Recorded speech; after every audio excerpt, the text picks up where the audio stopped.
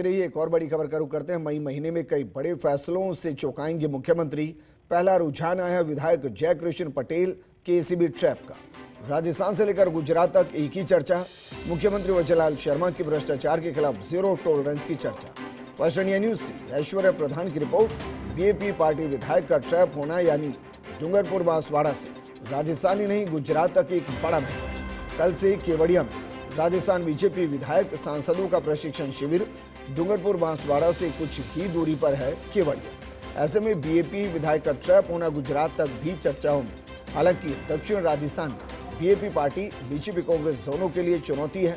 ऐसे में BAP party सियासी तौर पर रह सकती विरोधियों के निशाने पर। बीएपी विधायक के ट्रैप की घटना अन्य जनप्रतिनिधियों के लिए भी नसीब। अब आगामी दिनों में नौकरशाही में भ्रष्टाचार पर भी आ सकती हैं कई चौंकाने वाली खबरें।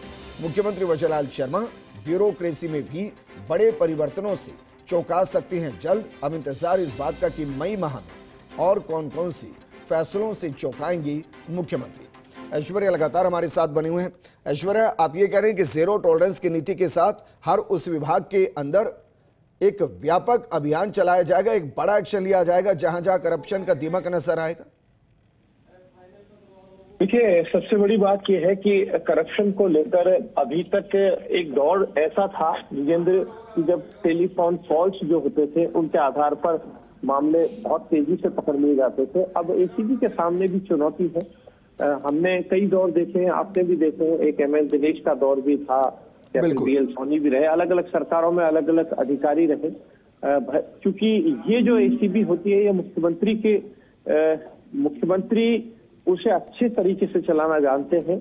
लेकिन मुख्यमंत्री भजनलाल शर्मा का दो टूक संदेश है कि भ्रष्टाचार के मामले में कोई भी हो, किसी को बख्शा नहीं जाए।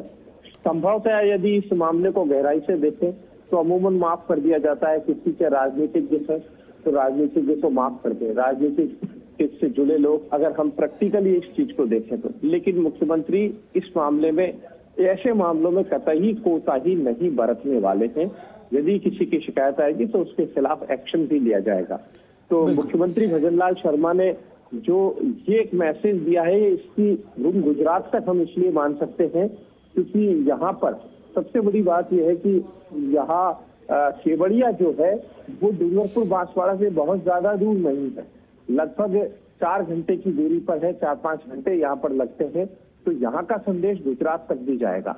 दूसरी बात यह है कि मई के बड़े फैसलों की हम जो प्रतीक्षा कर रहे हैं, मेरे पास जो जानकारी है, मेरे पास जो सूत्रों के हवाले से खबर आई है, तो तय मानकर चलिए कि ये जो 16-17 महीने हैं, इन महीनों में जो ब्यूरोक्रेसी को अच्छी तरीके से मुख्यमंत्री भजनलाल शर्मा समझे हैं, तो आगामी दिनों में कई लापरवाह अधिकारी नप सकते हैं या जिनकी शिकायतें हैं, जिनके खिलाफ एसीबी लगातार जुटी हुई है।